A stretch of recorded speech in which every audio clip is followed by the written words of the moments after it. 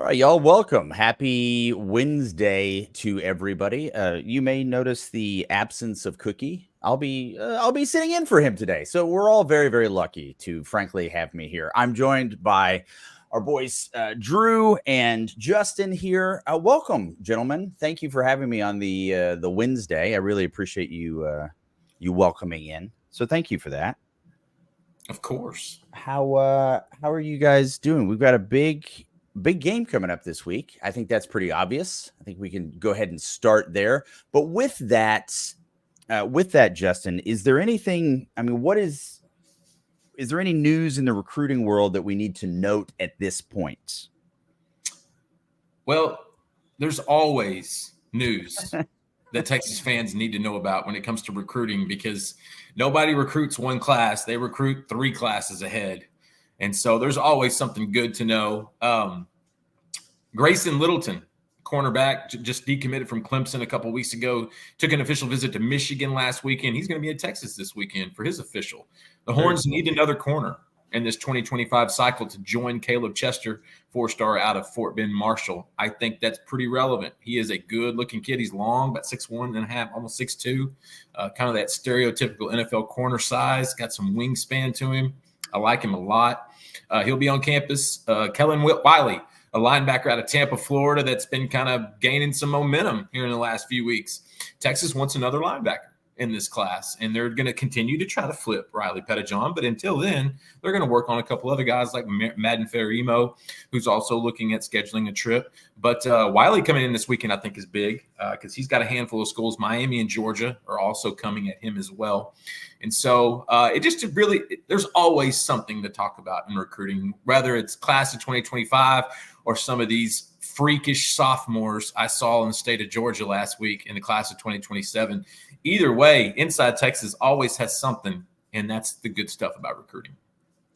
Yeah, it is one of those periods of time. How much do you think, we were talking about this the other day, with the playoff games, Texas makes a longer run into this. They're going to be sitting in that first round of the playoffs around signing time. I mean, have you any insight on how much that's affecting us? If you think that'll affect us at all? I mean, obviously it's going to be a good thing for us to be in that position. That's a nice thing to sell to recruits, but I'm just thinking logistics. These coaches are all over the joint.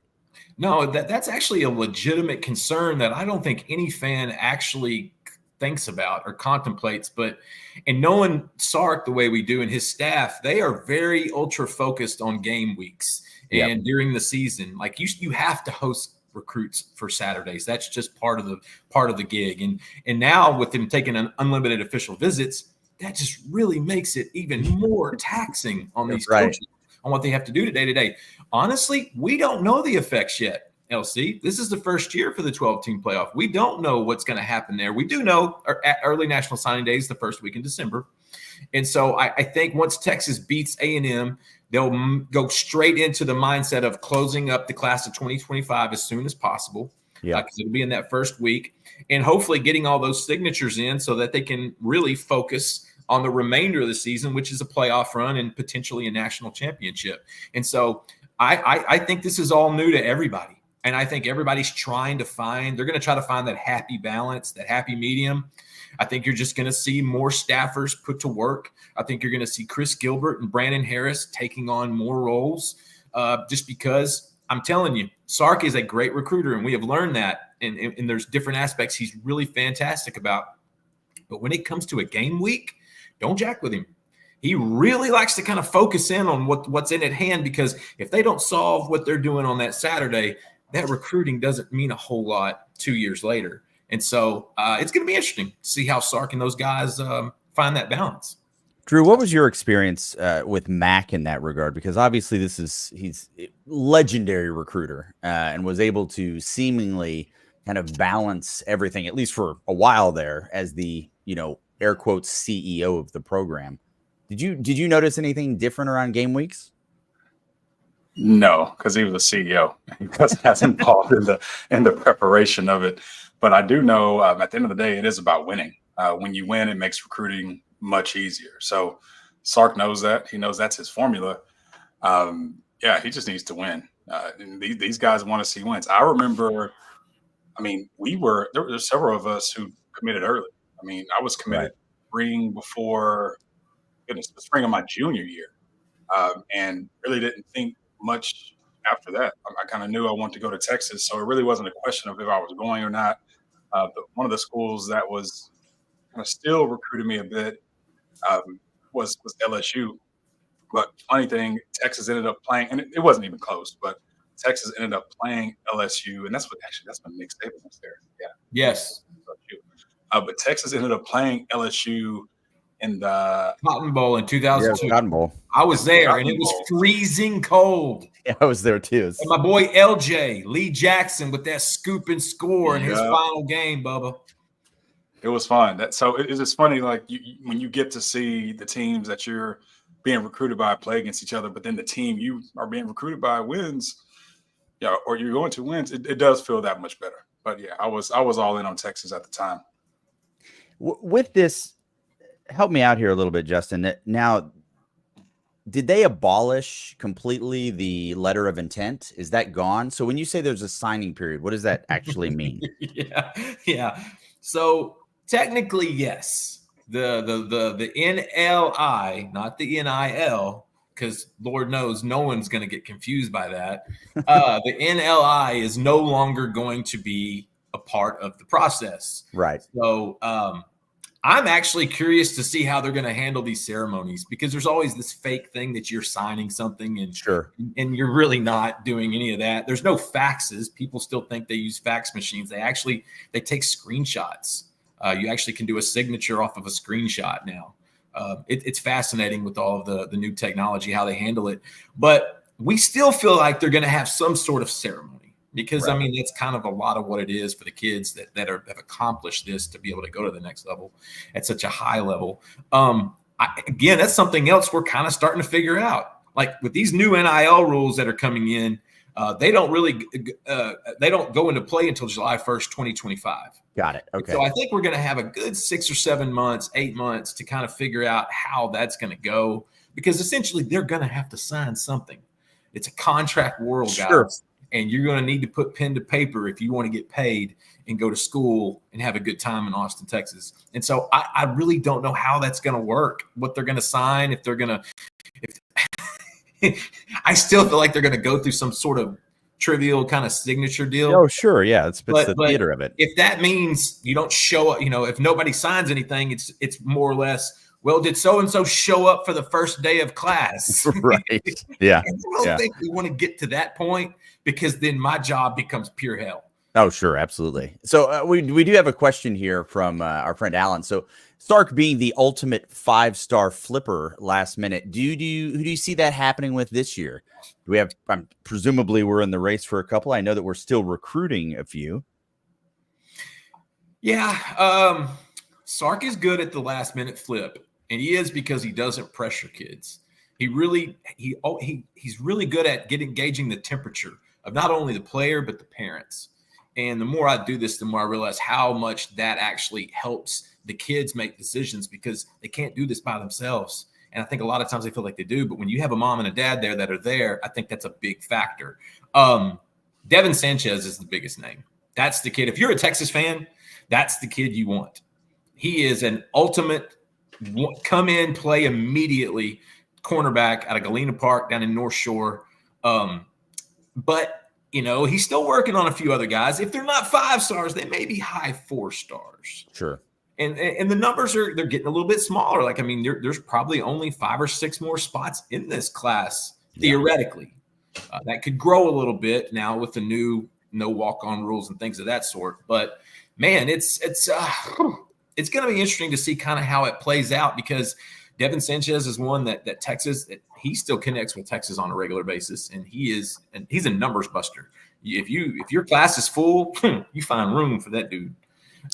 Justice Terry, I went and hung out with him in Manchester, Georgia last week. He's one that Texas has his attention, but I get a Colin Simmons to Texas vibe there, whereas I don't think Kirby Smart can allow Justice Terry to leave the state.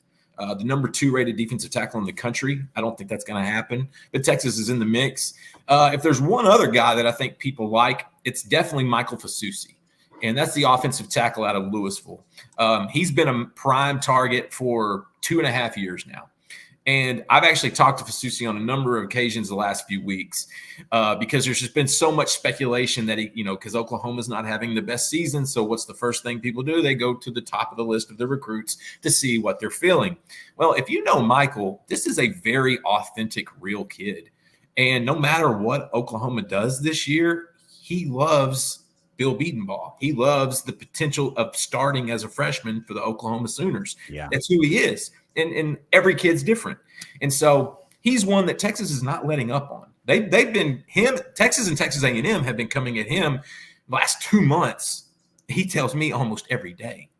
Like it's right. But at the same time, if I'm a coach or a fan, I'm thinking, well, Oklahoma's down. Who can you flip? Sure. Who can you go in there and pillage? Who can you take? Like a Colton Voshik late. Who can you go in there and just rip out of their hands? Michael Fasusi would be that guy. Unfortunately, Michael Fasusi is a very straight-laced kid. He didn't pick Oklahoma on a whim. He picked it after a ton of thought, a ton of prayer, and a ton of insight from his family. His father, Ebenezer, an incredible man. He just has a great support system. I would love for Michael Fasusi to call me and go, hey, Wells, I'm headed to Austin this weekend. But the last 3 times we've talked, that hasn't happened, and I'm a little hesitant right now. But let Kyle Flood and Sark figure that out over the next month because they do have his attention, and our 18-year-old kids, so you never really know. Yeah, it's absolutely true. I mean, it's difficult to place any bets or anything on like that because it's just the mercurial nature of it. But if you are going to play some sports betting, you could do this. Go over to Prize Picks, and I want to hear from our friend Cookie about that. What's up, y'all? Here to tell y'all about Prize Picks, and I got to say, when you're sports junkies like us, you got to make the games interesting every now and then, and there's no better way to make games interesting with Prize Picks daily fantasy made easy. It is so much fun to get involved in this. You got the Maction, you got the Thursday night game, you got the Friday night Big Ten game, and you got all the action on Saturday. You can go into any different sport or esport and find a square to make. It's Wednesday. There's some weeknight football on, so make sure you head to Prize Picks. Quick withdrawals, easy gameplay, and an enormous selection of players and stat types are what make Prize Picks the #1 daily fantasy sports app. It's really easy. You can use Apple Pay for quick and easy deposits into your account, all during football, basketball, hockey, or if there is an esports season as well. So y'all know I have some season-long ones looking good on the Quinn Ewers one. We'll see what happens with the Connor Weigman one. But to try to get in on the similar type of action, make sure you go to Prize Picks, get a guaranteed $50 once you play $5 in lineups. Use promo code Inside Texas. That's how you get $50 once you play $5 in lineups. Use Prize Picks. Use that code Inside Texas. It is daily fantasy sports made easy. So this was an interesting, and we're going to get to Florida here in a second, but something has come up here. I'm just curious what your thoughts on this, because OU's capable of anything, but I just don't see them firing Ben Ball. Assistant coach? Nah, bro. Yeah, maybe. I don't put it past them, but that's a tough sell. Yeah, I mean, you can. There's always wishful thinking. I mean, Christmas is getting closer. You can always ask Santa. There's options, but I just do not see that happening at all. Listen, this guy could have gone with Lincoln Riley to USC. Sure, but he decided to stay in Norman for whatever reason. I just don't think he's going anywhere. The guy, look, their offensive line is a disaster this year. I mean, just brutally bad. But the guy has a really good hit rate. Oh, sure. There are plenty of offensive linemen in the NFL that he can put as a skin on the wall. That's my guy.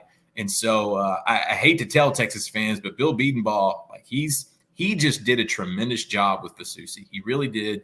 And I just don't see him going anywhere. I'm saying that if they brought in a new head coach, which they're not, he's still there. Like, he's a guy that's just, he's going to be there for a while. So it would have to be a crazy scenario if Bill Bedenbaugh got canned. And then the next phone call is to his agent. If I'm Sark, because you get that dude in Austin as an assistant or as a staffer as soon as possible. Sure. Yeah. Absolutely. Let me, as we move on here, Drew, you and I spoke about this obviously on Monday, but have you developed any more thoughts on what we're about to see this Saturday against Florida? I don't know. Billy Napier keeps playing games with us. You know, it looks like I don't know. Are we gonna see? Are we gonna have who's gonna be playing quarterback? Right. We don't know. All we know is hamstring injury, which the kid held his hand on for the entire time until the full. I mean, they brought a parade of people to put him on the cart and take him off the field. So, man, I hope Sark is ready. No, I mean, at the end of the day, this kid is talented, but there's no way I believe his talent, even when he's healthy, is enough to just surpass what we'll be able to throw at him. He's still a freshman quarterback. So at the end of the day, I know there's a bit of gamesmanship going on, but our guys are dialed into what we do, and we'll be prepared for what they do.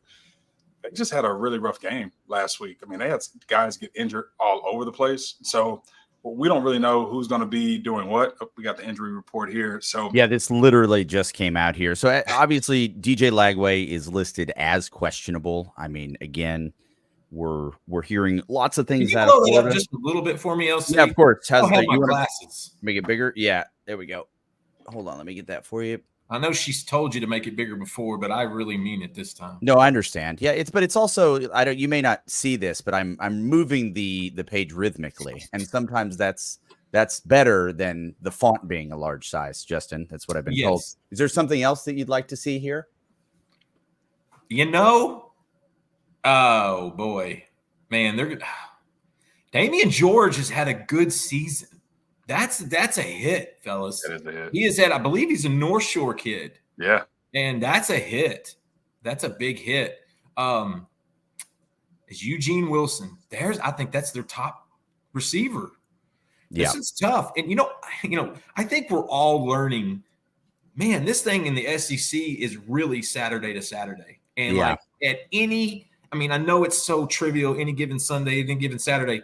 This is legitimate. I'm telling you, every single weekend, you better come prepared because of stuff like this. You've got practice reports where you've got a dozen guys that are going to be missing from one game that could be back the next. I just hope, and we know Sark is going to be prepared for whatever quarterback comes their way. I don't think they're going to pull an LSU and not prepare at all for a Marcel Reed like they encountered 2 weeks ago in College Station. That was really negligent on the Tigers' part. I don't think that's going to be the case, but just to echo what Drew said, man, even if this quarterback is healthy, even if both of them are healthy, I think this is a game where Texas can pin their ears back and basically exploit this offensive line in this quarterback position. I can just tell you, man, that's a lot of guys on one list. And some of those questionable are also key dudes. Yeah. Well, that's really the difference too with the way Sark has built this roster. It's one thing to have depth or just to have players and talent. Yeah. For instance, when I played, if you weren't the starter or kind of an elderly or senior backup, you weren't playing. You never expected to play. I remember I got thrown out on the field because I think PGZ Philip Giger got hurt for a series or got dinged up against Arkansas. I was not ready to be on the field in Fayetteville at safety. Like I remember that game. I was not ready to be on the field, but they threw me out there for a series. Our D-line handled all the business. Didn't have to deal with Matt Jones or Felix or Felix Jones. Felix Jones. I didn't have to deal with any of that. But when I got off the field, I was like, that's a little relief because I really wasn't clear what to do. At the end of the day, though, I do know in this league and with the way we're developing this team, every player knows their shot is one play away. It really is one play away. And sometimes it's not even due to injury. it could just be 1 week away from just you developing, having great practices, and working your way into a lineup. People have to remember Jelani McDonald. I mean, he's just now starting to play safety and kind of get his reps. And I mean, we liked what he's shown, but if they didn't prepare him to play from day one, he would not have been ready to step up and do what he's done. So even though we're bringing in transfers, we're bringing in DBs, we're bringing in guys for depth, these guys who are still on campus still have to be ready to pay, have to be ready to compete and play. Because, I mean, look at this list.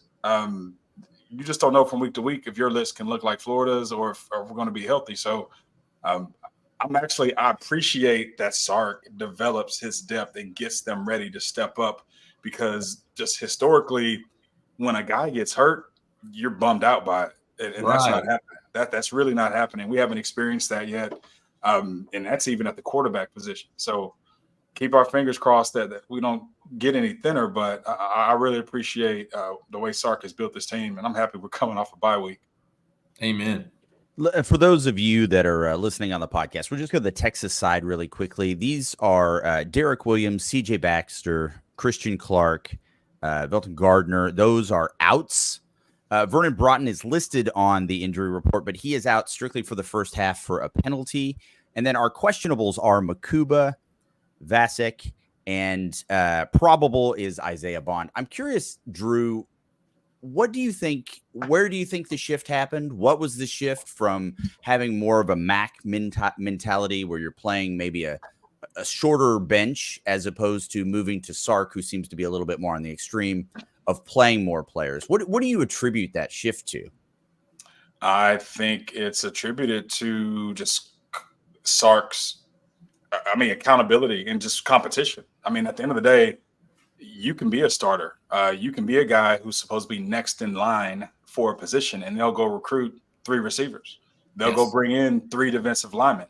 It does not matter. You're not handed the next spot or guaranteed a spot as a starter, because depth is key and competitive depth. So they're bringing in 3 grown men every year at certain positions just to build depth.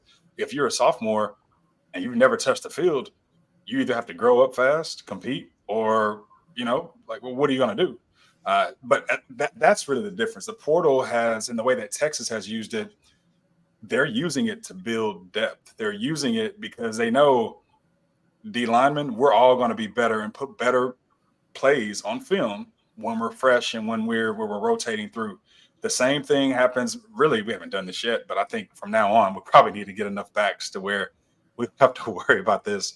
But I think running backs, even teams in the NFL have multiple backs now to keep guys fresh, to do different things and schemes. So there will be positions where we just need the depth, whether it be for injury or whether it just be for mere freshness, just having guys ready to play. I think you want fresh D linemen to go against some of these offensive linemen throughout the game, and you all need the quality to be there. So I think that's really the difference. The portal and the perpetual competition every day, every week is competitive. And so even if you're a guy who's not the guy, you can work your way into the rotation if you're playing to a standard and with the consistency that's required to get on the field. I mean, let's not forget. I mean, you mentioned the running back position in the preseason. That was arguably one of the deepest rooms we had on campus, right? And just as you pointed out, Drew, these injuries, they hit hard, they hit fast, and in this case, they hit pretty deep as well in that room. So now having that depth is paramount. I don't know where we would be without it. Let's talk a little bit of X's and O's here, Drew, if you don't mind. So this is from Alan. IT crew, should Sark try to run downhill, which we all think that he's absolutely going to do, to set up the pass versus Florida, or should he maintain the early RPO, mainly passing, to set up the run? So this is the very standard question. Do we do the run to set up the pass, or have the passing game set up the run? Although I think I'm curious to hear what Drew says on this. Yeah. Because I want to add something after Drew. Sark likes to know what his options are, and he likes to get his quarterback ready to play. Yeah. So I just don't see them not going with RPO. So if you're giving Texas the run game, of course, the RPO will allow you to take advantage of that. But if you're just going to deny it and say, you know what, we know that Texas plays strong, they need the running game to open up the pass game, then they may just decide to do what Georgia did and say, hey, we're going to make sure you don't run the ball, and we're just going to have you be uncomfortable not being able to establish the run. I do think the RPO is just that's where it starts, but the quarterback position is where Sark wants to lead this. There's no reason to have Quinn Ewers 3 years on this roster, especially in the condition that our run game has been in, but not be able to lead with Quinn in the RPO game and see how that can open up things in the passing game. So I just don't see them going away from that. If we can establish a run game and get them on their toes where they feel like they're threatened by the pass, I just think this is a year where we should be able to lean on our quarterback to open up the run game or help loosen up some things along the line of scrimmage if we can. But we can't win the games we need to win the rest of the season if we can't lean on Quinn and the RPO. So why not this game? Why not now? I just don't see how we do anything outside of that. What are your thoughts on that, Justin? Okay. I never disagree with Drew because I'm not stupid. But in this case, okay, the last 2 weeks, there's no defensive honesty. Vanderbilt and Georgia aren't being honest with their defense one bit because they know Texas can't run the ball. Mm-hmm. And that is why they've had such a hard time on offense. I feel like it's like a sidekick to what the O-line, the issues they've had, to what Quinn Ewers being comfortable.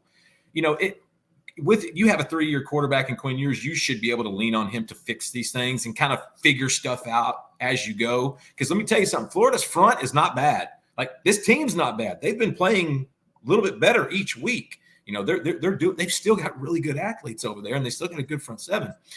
But I feel like Texas has to establish the run to keep these defenses honest. Otherwise, they're just going to continue to pin their ears, bring 4, 5, and even 6 people at different times, and you're going to wind up in close games every week in the SEC because you can't run the ball, because they don't respect you to run the ball. The second drive against the Georgia game, Kirby Smart looked at each other and goes, all right, boys, y'all ready? Because we got them. And they did. They just pinned their ears back, had that 2-deep shell, and they dared you to run the football. And Texas couldn't do it. Against Vanderbilt, that game was close. A lot of it because gave their offense a lot of good field position, especially early. But you got to establish the run. Like, I think Bill Walsh was the first one that came along that said, hey, I'm going to start passing to establish the run, which old school was always run first to establish the pass. Bill Walsh was like, no, we can do it a little differently. And I think Sark has a lot of that, especially when you have not just him and not just Gunnar Helm, but some really good wide receivers that are going to play on Sundays. If you asked me this question 2 weeks ago, I'd have said 100% what Drew's saying. That's it right there. The last 2 weeks, the SEC's on to Texas. They know they can't run. They can't run the football. I completely agree with you, Justin, that we need to run the football.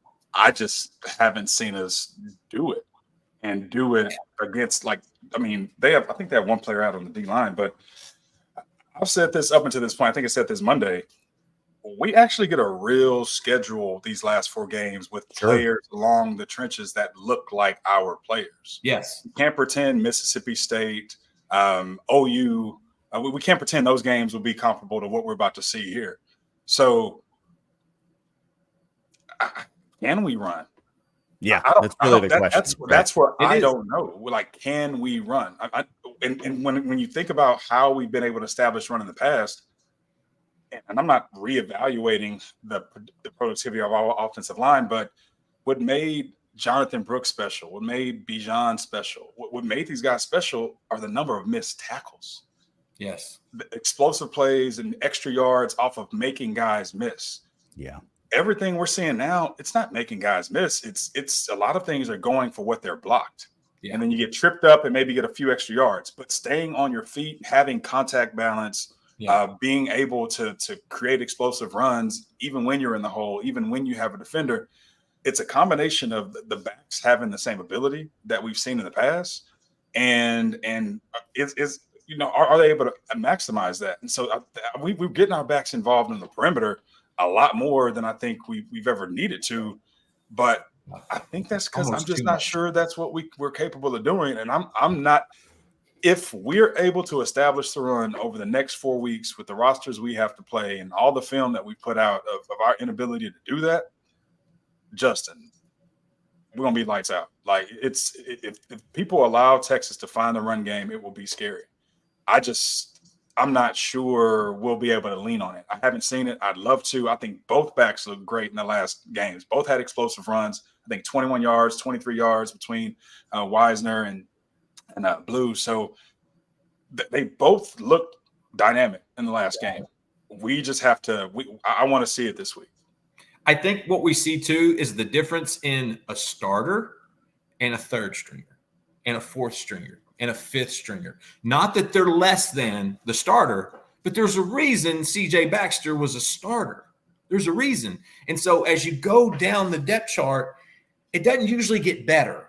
You have, you still have talented backs. Texas is always going to have those, especially with the Shard choice there, but they're the fourth string for a reason. And that's what I've loved about Trey Wisner. He plays like he's a first stringer. He's got such a strong mentality, but he's not Brooks or Bijan. He's not breaking any tackles. He'll try to run through you. He's going to keep those feet churning, which is all they can really do right now. But I think that goes along to what Drew's saying. It's like, hey, I don't know if the capability's there. I will say this. After talking to a source earlier today, I wouldn't be surprised if we see some more Jarrett Gibson on Saturday. I think Jarrett Gibson actually sets up well for what they're going to want to do against this defensive front. I call him True North for a reason. He only knows how to go one direction. He east-west, no clue. Going backwards, like hell. It's True North for this kid. And I think as soon as he starts to pick up that blitz more on third down and be a little bit more protective, especially that the last 2 weeks, the offensive line has shown some chinks in armor, I think that's going to be a big key. I just know that these defensive, talking to a couple of college coaches this last week on some of the sidelines, I just know these schools don't think Texas can run the ball, and they're going to prepare that way. And, buddy, this is where Sark's going to have to make his money. We want to take a quick word from our last sponsor for the night, the incomparable Laura Baker. I want to tell you about Laura Baker. If you're looking for a new home in the 512 or even at this point, let's face it, 737 area code, there's only one number to call. That's Laura Baker at 512-784-0505. As a member of the elite Andy Allen team with Keller Williams, Laura has helped Longhorns find the home of their dreams in Central Texas. Just ask our resident sex symbol, Ian Boyd, who moved all the way from Michigan to Texas with Laura's help. Laura can help you find what you're looking for in the 512, the 737, or even parts of the 254 and the 210. Just, give her a call at 512-784-0505. Her email is in the description as well as the rest of her contact details. She's a friend. Give her a call. What are we thinking? And we're staying in the running back room here a little bit. Just talked about Jarrett Gibson. What are your thoughts at this point, Drew, as to if you had to speculate, why are we not getting the push we expected on that offensive line in the run game? I mean, the pass pro's been good, but why are they just not getting that push? So there's two things that stand out for me. It's weird, and it really jumped out in the Georgia game. We can't pick and choose when we're going to be finesse versus physical, especially if a team is just going to be physical every play. So we got to hammer, and just have that be the standard. But the finesse, I mean, you have to be finesse, but you have to be physical between the tackles. You just can't let a defense tee off on your offensive line. So that's probably the thing that stood out to me the most, is that there are plays where they just feel a bit more finesse, or it feels like the O-line is being less physical when they're not coming downhill. But we've also been running outside zone a bit more. Like, there's certain things we're doing that just don't allow them to get downhill. But we also haven't shown the strength of being able to just mold people in the same way. With that finesse, though, do you attribute that? Is that a strength and conditioning? Is that coaching style? What do you attribute that to? No. Trust me, these guys are being coached to be physical every play. It's that right. There's no question about that. I think that's their MO. It is. It has to be drilled back into them that regardless of the play, you need to establish your presence on the field regardless. You need to put your whatever the case is. It does not change how physical you have to play. They should not know whether it's run or pass.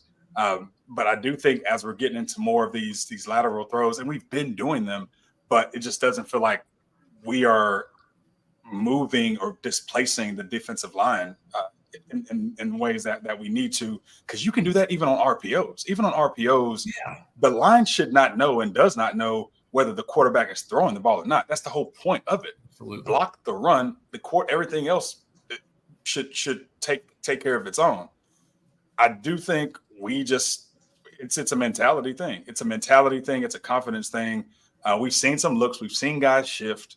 There are some there is some situational football there too, to where if we're behind the chains, 2nd and 7, 2nd and 9, you can, whether you load the box or move guys or hang guys back so you can't throw over their head. I do think defense is just a bit more dialed into us situationally, and when they know we can't run the ball, or at least they're willing to risk saying, okay, let's see if Texas can run the ball. Yeah. If we take away the pass or if we press these receivers. There's just a difference there. But there's also a difference when Isaiah Bond is on the field. There's a difference when Isaiah Bond is on the field. There's a difference now that DeAndre Moore has shown that when without Isaiah Bond, he can be the lead dog on the team, getting the throws, making the big plays.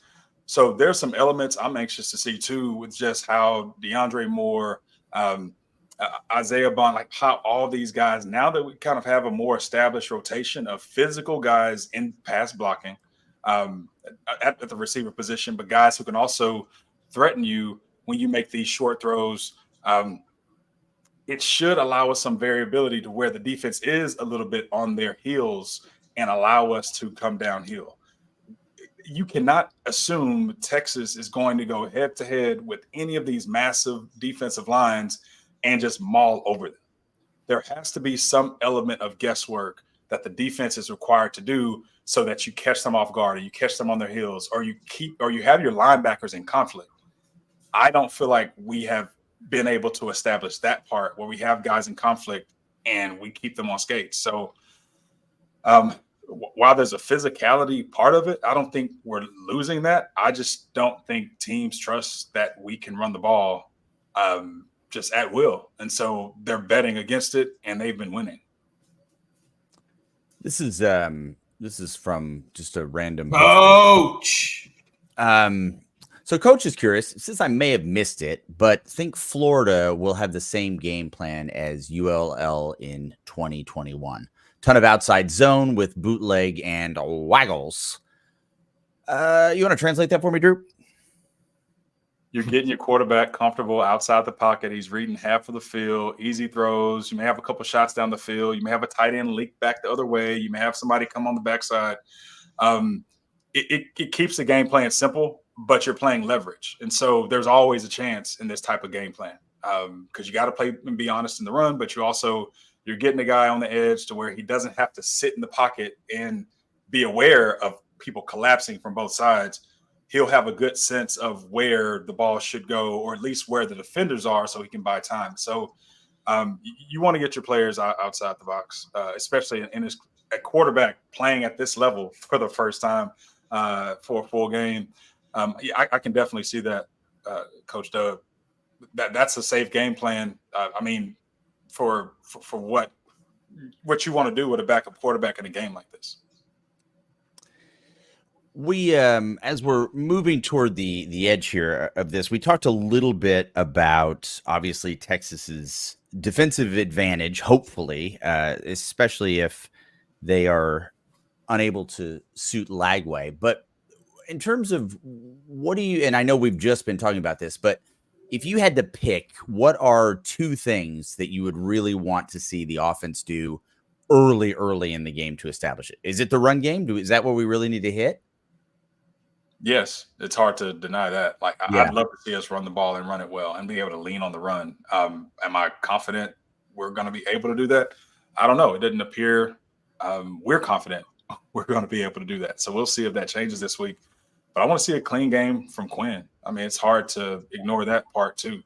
I think every game that's gone by, with OU coming off injury, and then we've been able to make, I won't say excuses, but we've been able to kind of talk through like, hey, why is he playing this way? Right. Georgia was just Rationalize ugly it. for everybody. We've been able to rationalize it. There's no rationalizing anymore.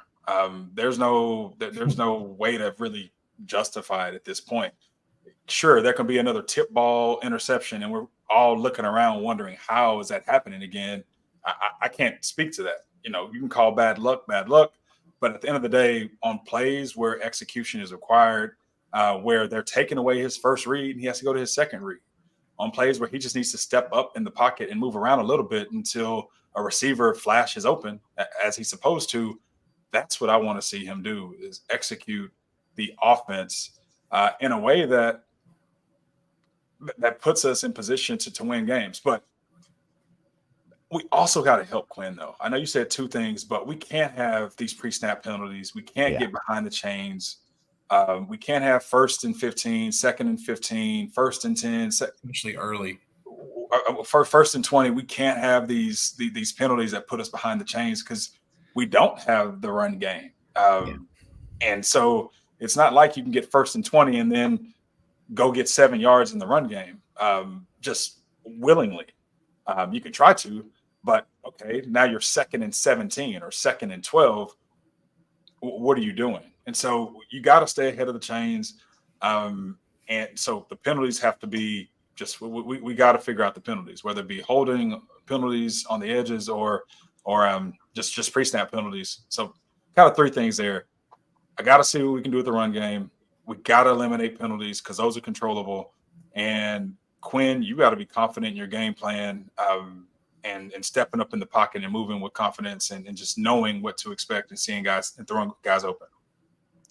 We want you to join us over at InsideTexas.com. If you use the promo code IT1, you're going to get 2 months of content for $1 American dollar. Now, if you're doing the math there, it's gonna take us into the playoffs. So this is an absolute great deal. We hope that you will join us at InsideTexas.com. Again, use that promo code IT1, and you will get 2 months for $1 American dollar. Well, we've talked about the injury report. It is very, very deep, unfortunately, for Florida. You always want the best that each team can give you. So hopefully there will be some healing up this week, but it's pretty unlikely unless you listen to Coach Napier. And they've got some special things going on in their Gatorade that is going to allow Legway to get it in the game. But I don't think any of us are projecting that. We have a lot of content coming up. Be sure to check out the lives tomorrow. You'll get those. I believe tomorrow's Thursday. So we've got you. Is you on there, Justin? Yeah, absolutely. I'll be there. And then don't forget, we got a good roundtable we're about to throw together. That's absolutely right. That's one of my favorite shows, fans. You've got to like and subscribe to this channel for that alone. That is some of the best deep stats. That's probably my favorite part of YouTube each week. Oh, well, thank you. I appreciate that. It takes a lot of research and the opportunity. I'm sure it does. You come up with some really, really out there stuff. Yeah, but only you can do that. So that's what makes it cool. Thank you. I really appreciate that. Yeah, you got something, Drew? I was going to say, how many people we have live right now? Let's see. Right now we got 545 people. Of those, 200, let's call it 300 are on X. And we've got about 50 or so on, YouTube. Maybe there's more. There's closer to 400 on X now. All right. This is kind of random, impromptu, but I just thought about this. I have 2 tickets to the Florida game this weekend. If you've made it to minute 44 with us, DM me, and you follow me on Twitter. DM me on Twitter. I want Texas fans in those seats if I can get them. These 2 tickets will be free of charge. I need to check my Twitter to see if anybody else is going. But if you want to go to the game this weekend and you are watching live now, I'll have 2 tickets for those who hung out with us up until this point. So send me a DM and I'll take a look here in about 10 minutes. What's your Twitter handle for the children at home? It's unique. It's Druce Leroy. It's like Bruce Leroy. No, that's from The Last Dragon, right? Yeah. From Bruce Leroy? Yeah. But I'm Druce Leroy. Oh, but yeah, you're better. You're Druce Leroy. Yes, I'm better. Absolutely. So I think I spelled that right. Is that correct? That is on the Yep. screen right now.